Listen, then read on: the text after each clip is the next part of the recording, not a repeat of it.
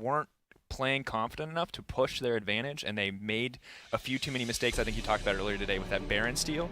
There just was no opportunity for them to come back. So potential, I feel like, is there. It's just, can they execute on it? Yeah, completely agree. Last person I want to touch on before we get into the game is actually Pride, because there's just so much pressure going up against Yang. I feel like Yang, whilst there are areas wrong with INTZ's game so far, Yang's laning phase, not one of those areas. So Pride needs to be able to go with that piece of a top laner. The flash over the wall in that Chiefs game, bait the Lissandra ulting herself, is the highlight moment there for Yang. You can see how this guy has this outplay potential. Already into picks and bans, though. We have the Karma, the Rise, and the Azir taken off the table by INTZ, whereas the Echo, Alistair, and Kindred, one jungle ban, not two, coming out from Isurus Gaming as the Maokai so far. And you kind of understand that, because if there are 3 strong ones, get rid of the one you don't want to play against, leave the other 2 up so you can take one for yourself.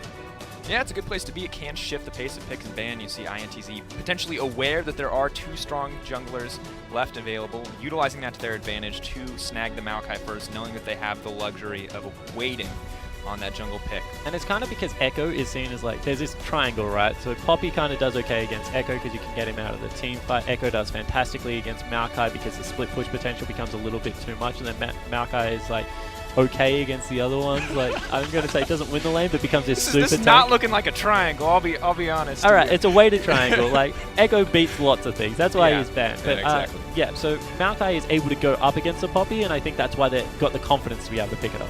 Of course, the other jungler, or the other top laner that has become incredibly popular in recent weeks is going to be that Gragas. Will be picked up for Pride, so a pretty strong pick for him overall. Very much a playmaking top laner, in addition to that aggressive jungle that we expected in the form of Graves this time around. Yeah, so Kletos picks up Graves for himself. This is interesting, because whenever teams do this in this order, I expect them to swap it and just mind game the heck out of me, so I never talk about like which order it's in, because it could be Graves top. I mean, it has seen a little bit of play internationally.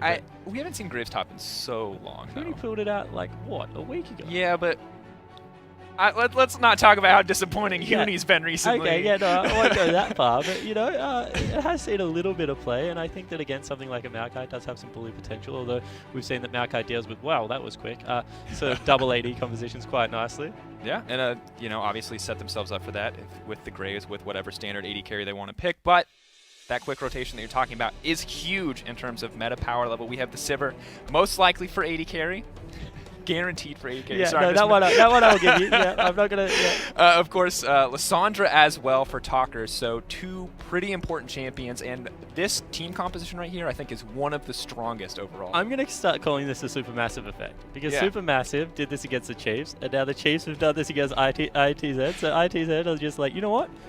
We're going to use a Supermassive effect, double teleport, flanking play, get the Sivir in there. You know, we're just going to be able to clean up these AoE team fights. Like, Sivir and Kalista in team fights at least feel very similar. They both have utility in their ultimate and then AoE damage in their basic auto attacks because of Ricochet as well as the Runar's Hurricane that comes out of Kalista. And it just looks like, get everyone in. The kitchen sink comp one more time. Just throw everyone into the mix and you win the team fight as it dust settles. Yeah, the murder train overall just running, especially with the Maokai as well. You have such a reliable tanky frontliner with one more source of that point-and-click engage, similar to Lissandra's Frozen Tomb. So very easy to get onto targets, to lock them down, especially in the case of picks like Ezreal, which has been locked in for the AD carry. LeBlanc here in the mid lane, interesting choice. And so far opting to take Cleanse. This is not a matchup I'm too familiar of. What are your thoughts on this one? Yeah, so this one's kind of weird because back and forth, LeBlanc doesn't like to take Cleanse because she wants to kill Summoner in that lane, something like the Ignite. So seeing EMP go for that will be, I guess, interesting. I think that Lissandra will be able to just shove out the lane and disappear into Fog of War. I'm a big fan of talking about it, but sometimes it's the inherent pressure that you put on the map as Lissandra. You don't even necessarily have to roam. You just have to not be visible, and then the laners in the side lanes have to act as if you could be there at any moment. She goes across terrain terrifically well, and LeBlanc will struggle to follow her into Fog of War, especially if that's a Lee Sin or an Italy, because with the lockdown CC, LeBlanc just can't deal with both of them. Can probably escape one or the other, but at the same time, that's going to be very difficult. Yeah, a little too much. Too many forms of CC coming out from that Lissandra as well. And of course, it is going to be the Nidalee locked in for Volta. This is one of those big playmaking picks that we talked about for him. If he can dictate the pace in the early game, if he can dominate the jungle, we've seen how quickly he can run away with a game. The Braum picked up as well, so overall, this is everything that INTZ want from a team composition. You've got a lot of power, got a lot of team play, got Revolta on an aggressive early game jungler, and it's looking pretty good for them so far. Yeah, I completely agree. And one thing I love to talk about is Braum, is that he's such a solid support champion when you have initiation already. Because think about it. As soon as Yang flies in there on the Maokai, he's just able to stand behind him and get the big ultimate across everyone. It's much easier to execute some flash ultimates on Braum. So it just makes Jockster's life a little bit easier now playing this secondary engage as opposed to the primary engage on Braum. And this is going to be one of those games where INTZ just pile in, expecting a Bruiser Nidalee build something like a Rod of Ages into a Rylai's Crystal Scepter, a lot of health so we can go into Cougar form a little bit more, and just try and kill everyone inside. Definitely going to be an option. Of course, the final lock-in for Isurus Gaming is going to be that Trundle support, most likely picked to take care of that Maokai, really limit his effectiveness as a tank. But it's still going to be a lot of pressure on this Trundle, I feel like, to try to disengage this Sivir comp. When they start running at you, you have to back away. Yeah, I completely agree with that. I think Pillar's really a crucial spell now in this composition. I think that Ezreal Trundle is also quite a cool kite back lane. They deal with aggression quite well. Trundle's just like the ultimate diffusal, right? As soon as Stand Behind Me comes in at any aggression, he's just like, no, big pillar in the way. Like, everyone's able to get back a little bit. One thing I will say is that Yang needs to build second item QSS. We've seen out of these Maokais that if you do not build the QSS, as soon as you get Trundle ultimated, you get blown up. And so much of this team comp relies on Yang to get the flank and be able to hold the team fight where it is long enough for the Lissandra, the Braum to swoop in with follow-up CC. So if he gets Trundle ulted really early and destroyed by all the damage that's going to come out of LeBlanc, that's going to be able to come out of the Graves, that's really horrible news. So I'm expecting some Fire Cape into the QSS, not into a Spectre's Cow, to make sure that he can shrug off that Subjugate. And it's going to be interesting to see exactly what he does here, because not only does it make him very weak, but it makes the support Trundle, despite essentially having no items, no stats, suddenly a huge threat. Suddenly the equivalent of a top lane tank in your support position. Yeah, Subjugate and Grasp the Undying mean that, like, I've seen some Trundles do some crazy stuff, especially, like, we cast the LPL as well, like, Zero's Trundle, like, great example. He will go Frozen Heart on his Trundle, and then he would just run into backlands and start fighting people as if he's a top laner. So I completely agree with you if you don't deal with the Subjugate. This is why, actually, we have seen Trundle kind of fall out of flavor, because, like, somewhere in LCK or Europe, probably, like, the two smart regions, as I like to call them, someone found out that QSS on Maokai isn't a horrible item and gets rid of that really pestering ultimate, and Trundle players everywhere were a little bit disappointed in that finding Sifa. Yeah, of course, we are now getting into game. We'll have to see if it's going to come out. Maybe he'll build it into a Mercurial Scimitar. We saw that in LCK as well. But INTZ are going to be taking it up on the blue side versus ISG, Isurus Gaming, on the red. Already looking like a pretty standard, safe start from both sides. Well, of course, you know, Maokai, one of the highest base ADs in the game, so getting something like a Merc Scimitar in there, horrible. But, you know, if you got 6 items. To be fair, this game was, I think, 50 minutes deep, and you're at the point where when you're getting, you got to get maximum value. That movement speed can't be underestimated. I was actually going to say that's actually quite big, because if you do get, like, CC'd up, that burst of movement speed would be surprising, to say the least. Catch people off guard. Quick Maokai into the backline, never quite what you want to see. What is the... Oh, God. I'm trying to remember the item. Righteous Glory. Yeah. It's the new Righteous Glory. Mercurial Scimitar, 6-item Maokai. Everything you could possibly want. Of course, not a whole lot coming out. It looks like we will have standard lanes after the relatively passive start. Trundle, Ezreal maybe starting the Gromp here, but overall, we've been seeing a few less lane swaps today overall. Yesterday I felt like it was all about the lane swap. Today, a little bit more standard, teams a little bit less eager to swap back and forth. Yeah, I just don't think they're getting what they want out of opening up the map, and there's a very specific reason to lane swap. It's to accelerate the pace of the game, to open up the map, look for those flank plays.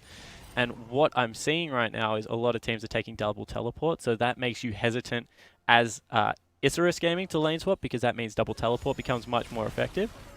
Wow. A little bit of trading here. Concussive blows at 2 stacks, looking to get to 3. Will lock him down, but that's a quick trade of flashes. Neither team going down quite yet. It's just a little bloodbath here in the bottom lane. Jockster could be in trouble, trying to proc some stacks off that item to get a little bit of health back, but at the end of the day... Oh, god dang. I'm sorry, I missed that completely. I was so caught up in him trying to get a stack, but that's going to be first blood over to the Ezreal. That was an insane little fight there on the back of that Ezreal level 2. So what they did really sneakily is gave all of the experience over to Ezreal from the Gromp, and he hit level 2 straight away off one creep and was able to fly into that lane and completely dominate INTZ. And that's really interesting because we were already saying that INTZ must feel like their back is against a wall in this game. Well, you know what? You don't feel much better after that one. No, not at all. And this is the interesting thing. Ezreal normally considered such a weak laner, considered to lose out lane, just farm up, kind of take his time. But this is the second time today we've seen an incredibly aggressive early game Ezreal taking full advantage of that low Mystic Shot cooldown at level 1. Yeah, I completely agree with that. And, you know, even more aggressive in the top lane, Pride once again, showing that maybe it's just Gragas. You know, maybe I got it wrong. Maybe Gragas is just a far superior laner to all these tanks because, once again, a Gragas is just winning out a lane. Oh, Revolta's starting to get aggressive here, going in on the Klados. Taking a decent amount of damage as Smokescreen comes out, but a complete miss on the end of the line means Klados is just going to have to back off that one. Yeah, so if Klados actually hit that end of the line, that would have been huge trouble for Revolta. Once again, this CBLOL team just seems confused, honestly. They're expecting the rotation out of the mid laner, but Tokkers isn't going anywhere. No, Talker's trading back and forth very aggressively with EMP, as we saw in that mid lane, but not getting too much out of it and having to back off as both the support and the jungler are ready to contest that ward placement with their own pink. INTZ seem already on the back foot. We're only 4 minutes into the game. Yeah, defensive summoner spell burnt there in the mid lane for Tokkers to go back and get himself a second ring. He feels like he needs to be able to dominate this. Another teleport utilized in the top lane as Yang was losing out on his lane a little bit as well. So he burns the summoner spell. And you know what? I'm not going to say that's dangerous because we see it a lot actually worldwide, you know, using your teleport to get an advantage. But this opens up bottom lane for Pride. If he hits level 6, you know, goes back and he's able to get a deep teleport into bottom lane, this tier Ezreal, if he gets any further ahead, just will skip the power trough of Ezreal completely. Yeah, sitting around in the fountain there for a couple seconds, maybe looking for the TP on the bottom lane. Does have the option to TP back to lane, although I don't think he needs to quite yet. He actually will, so big creep wave stacked up. Yeah, going to have to catch that one. Doesn't want to lose out on any gold or experience. So no TP advantage gained there, and in fact, Yang will actually have his TP up sooner, so a small potential window for INTZ here, although Revolta looking to make it a little bit sooner as he sets his sight on this bottom lane. Yeah, so trying to get down into the bottom lane, you see clearing out the waves nicely is Mikhail, but it is a big stack that they don't want to allow to be frozen. But that's what I was talking about. Any potential aggression nullified by Trundle. Yeah, instantly, and you can see them starting to back off. They spotted that pink ward that they placed and fought for earlier, is spotting out Talkers as he tries to roam to the bottom lane. Oh, small trade on here, back and forth, starting to get aggressive. Not at all scared of this LeBlanc, no mana, winning out on the trade. Yeah, had that additional shop in, so had some more potions built up as well as an extra ring, means it bullies out LeBlanc. This is one of those times where as a jungler, I'm like, oh, I'm so sorry, man. Like, don't worry, you go back and shop. I got you. Don't worry, I'll take this, you know, 300 gold here that you just left for me. And as a Graves, I mean, it's the thing is that if this was not a LeBlanc mid lane, I would say that this was fine. Graves, very, you know, farm-heavy jungler, usually does pretty well. So we get some aggression here on the bottom side. Not going to follow through. But Graves getting the farm isn't the end of the world. No, definitely not. In fact, we see a lot of side lane picked up by Graves, especially when he's close to items. And, you know, he's going for red smite, so he's looking to be aggressive at the start of this game, actually mirrored by Revolta. Zycro's done a great job on this Ezreal, by the way. You saw the aggression coming in from Jockster, and he was able to immediately Arcane Shift out of that and just completely nullify. So what should be a pushing big advantage lane for INTZ right now just isn't the case. And this Trundle Ezreal is going to only get better as the game goes on. Like a fine wine, better with age. Continuing to scale up, of course, stacking up that tier and not suffering in the early game as much as Ezreal normally does for building an item that does not offer any combat stats. So that first blood plus, I mean, the excellent execution of this lane phase has nullified what would normally be a disadvantage for him. One more time, though. We take the camera off top lane for a little bit. Yang had to burn the teleport early, was getting pushed in. Take the camera off him somehow. Some voodoo magic up there. 20 CS in the lead. Like, I have... Dominant. And look, I mean, double Dorans on the Maokai, such a huge thing, or can be such a huge thing for him, but does it really justify a 20 CS lead? Because this is insane. Suddenly Yang is completely on the back foot here. And full health for Yang. Pride taking damage, burning through mana just to keep up, and top lane going very much in the favor of INTZ. I have no idea how he does it. And it just creates this, a huge zone in the top lane where they're cheating now into the jungle. Oh, Spear's gonna land. Klados. He's in trouble. Could be in trouble. There's the challenging smite going in, looking for blood on this one. Smokescreen going to come out, and they save his life and hit it again. Revolta hungry for the kill. I don't know if we're going to get a camera. Revolta is going to pick up the kill onto Graves, and now they're hunting for Gragas. Talkers with the Frozen Tomb to bring it in. Yang to continue the lockdown, and 2 quick kills given over to INTZ. Excellent play coming in from the team. Yeah, and all of a sudden, the LeBlanc might be in some trouble as well. EMP sticking around, but not going to go for any aggression. And I completely agree with you there. Like, what the heck was that? Like, a really aggressive play, but then Gragas kind of collapsing to the wrong part of the map. Like, should have gone back to his turret. Even maybe tried to just back away at that stage. Not respecting the Lissandra roam potentially. Newbie and Zekro here in the bottom lane. Very eager to make a difference, as they have been doing very well in their lane, but they cannot push out the Sivir right now. At the end of the day, Ricochet is just too much for them. Yeah, and well... Oh, EMP may have overstayed his welcome. Nope, no Frozen Tomb available for Talkers right yet. Cleanse still available for EMP as well, so not a whole lot of kill pressure, although they will force EMP under his own But turret. one of those ambulance ganks that I like to talk about, you know, the Nidalee comes in. Heal. Oh, that's a lot of damage onto the Ezreal. Yeah, it just runs in, heals, and is like, don't worry, you won the trade because of me. I'm going back to my jungle now. Of course, the big advantage is Nidalee. Only an Amplifying Tome so far, but levels alone will give her a pretty decent heal. As Revolta will take yet another buff. Kratos not getting a single one in this round. Jungle. And I think it's fair to say this is what we expected out of Revolta. As Kratos and EMP now looking for the play here. Oh, Talker's trying to get out, going to use the Claw, make it to safety. Smokescreen not effective there, and you know, it's just the trouble of ganking that Lissandra. She has the freedom to escape, and LeBlanc, no immediate hard CC to lock her down. Yeah, completely agree, and they also force him off the dragon. So, you know, that's a good news story right now for Isurus Gaming. Probably the first of the game, as now they're trying to hunt Revolta a little bit. Cat might be on the menu, but maybe misjudging how quickly he farms. Just clearing out this jungle in an instant, hoping to get some buffs back for themselves, but they're not going to find it. Super aggressive on the Revolta here, but not landing the chain means the gank is going to fail, or the pressure is going to fail, as Revolta walks away cleanly. Honestly, if that chain landed because he didn't have flash, collateral damage probably would have come over the wall and cleaned up the back end of that team fight. So, missed opportunity there for Isurus, definitely through some execution from EMP, I think it's fair to say. Overall, not where they want to be whatsoever. Talker is going to pick up this blue buff. You can see Trundle and Graves roaming in the jungle, but they've been spotted out by the ward, and I don't know if they've cleared it yet, so a lot of this time spent waiting in a bush, hoping to find a pick-off, is going to be wasted as the wave... Not to mention, kind of a weird place to look for a pick, as more aggression in this bottom lane. Just because you saw him clear out red buff and then his Raptors, then kind of hung around at the red buff. Why would he go check the red buff? Confusing is a word I would use, but, you know, it happens to the best of us. Yang once again just smacking him. Yeah, does have the Haunted guys of now almost 30 CS lead, more than 30 CS lead, starting to look to push to 40.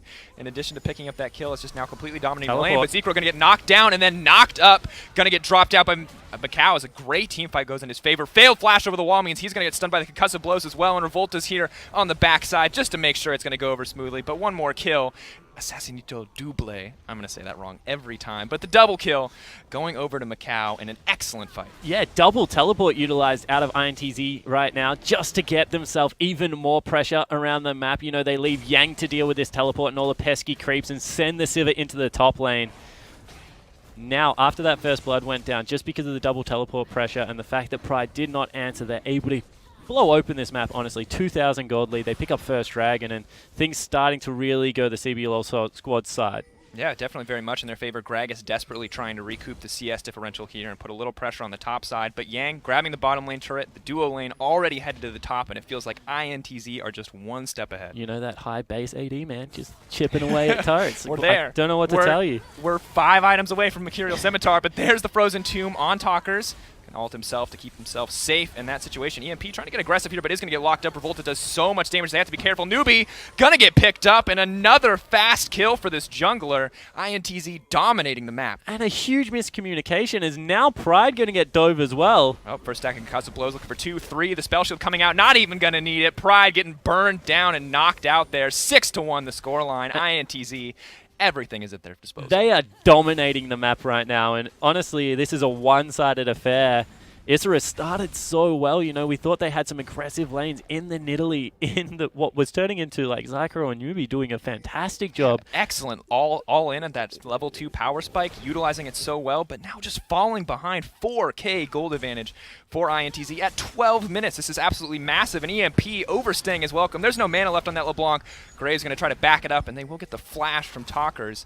End of the day, though, not a whole lot, as the Rift Herald will go down in favor of INTZ. Yeah, and it's about like what you're getting at what cost, because meanwhile top lane turret was shoved into the tier 2, denying even more CS. You can see 40 CS in the top lane is the advantage. 10 is 3 kills in the AD carry position, and jungler just dominating up in CS, up in kills and assists as well. So across the board, this is probably more of what we expected out of INTZ. Now it's how they translate it throughout the rest of the map and continue to win. And that was the big question yesterday. They had the lead in the early game, but they threw it with a greedy Baron attempt. They threw it with, you know, getting caught out by the Bard ult left and right. And there's no Bard this time around, but there is the Trundle, there is that Pillar, LeBlanc, Graves, these high damage pick potential champions. So INTZ still have to play careful, but right now, things are very much in their favor. They were not 6K gold ahead yesterday either, so a little bit more leeway to make mistakes and a lot more opportunity just to continue to snowball this game. Yeah, definitely not 13 minutes into the game anyway.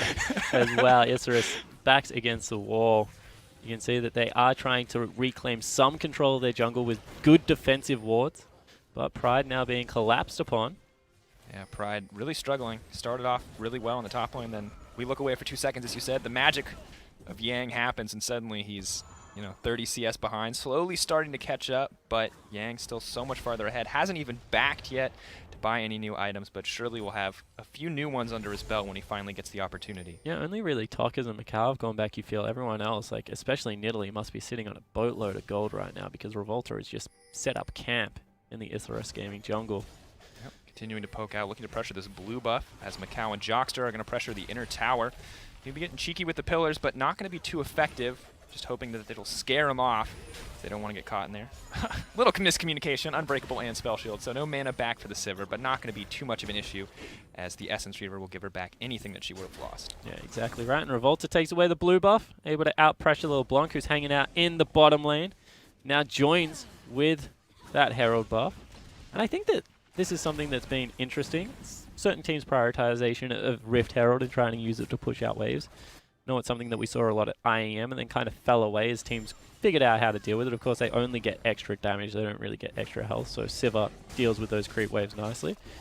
But really, INTZ, they've just controlled what? Oh, Revolta may have overstayed his welcome here. The Pillar's going to come out, but Jockster more than happy to block out any follow-up damage. Still now looking for the engage. Kratos may have overstayed his welcome, but Macau could be going down as well. Is going to make it out safely. LeBlanc, hungry for blood, still not going to get it as Macau finally burns his flash. Pride 2 stacks, 4 stacks now as concussive blows will lock him up, knock him down, desperate for a kill. He's going to walk away empty-handed. 8-1 in favor of INTZ. And this is just gold, right? You see they catch out the jungler on INTZ's lineup. He doesn't fall down because he's got all of that extra gold and the levels, and Kratos gets caught out on the other side, instantly blown up just because of the level and item disparity in this game. The continuation of the team fight means that Yang is impossible to kill. He's already got a Spirit Visage and just looking dominant. What's terrifying is that not only is there the 9K gold lead, but Revolta had yet to spend that money. So that in that fight, it was just the levels that gave him such a huge advantage. We don't even know what this guy's going to get yet. Instant Abyssal Scepter buy on the back. There is no one is going to kill this Nidalee. Yeah, and as I said, more of a bruiser build. He recognizes that it's the all-in team comp. He needs to be able to go into Cougar form, launch himself in there and be able to assassinate people out. And that's how he's been playing it so far. And now with that item, a little bit more durable to do so, especially against the LeBlanc, who would be looking to pick him up. And if you go something like Zhonya's afterwards, like it's a very peculiar build, like not something you would usually see, but immediate power at all stages throughout the game. Yeah, and honestly, Revolta has been completely dominating the map. We talked about it before. Let's talk about it again. This is what we expect from him when we see him on an aggressive jungle pick. 3-0-3 his scoreline, participating in 75% of his team's kills, and just absolutely everywhere that he's needed to be. Pride, though, could be in trouble here. Talker's not wanting to get too aggressive, just doesn't have the damage to kill the Gragas, now looking to make it out to safety. Still, nothing really wasted on either side there. Whoa, Ricochet. Really aggressive there. I don't know if that's what you want to do, is Revolta's coming from the side. They put themselves in a bit of a pinch. Revolta may look for the spear. They're going to block out as much as they can with the LeBlanc copy, but Newbie could be in trouble.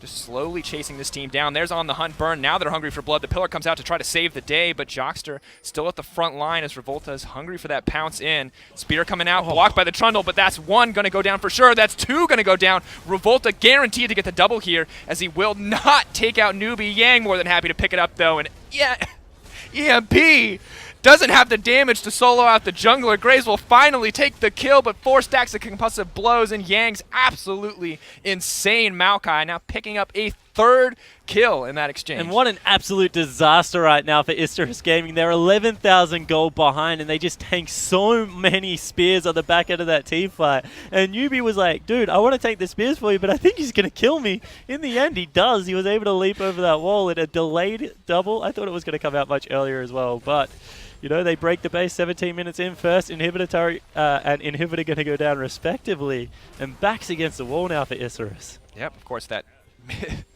Ezreal ultimate going to get blocked out as well, so not going to be able to get a whole lot back. They're clearly still hungry for blood. They want to find a way back in this game as they keep chasing forward, but I just don't think it's going to work out for them. Another pillar comes out. No follow-up from the team.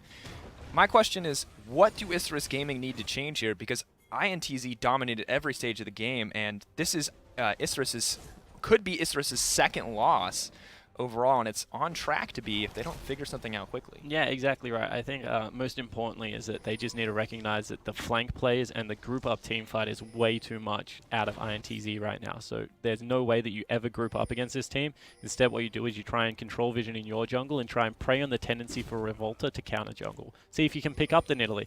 You have a LeBlanc, you have that Gragas, great catch potential, and I think they should have gone to it a little bit earlier. Just pink ward the entrances into the jungle. As soon as he tries to contest for that, see if you can get the quick pick off, because right now they're running into these team fights, or even worse, INTZ are just dominating the team fights, and there's absolutely nothing they can do about it if they stand and deliver.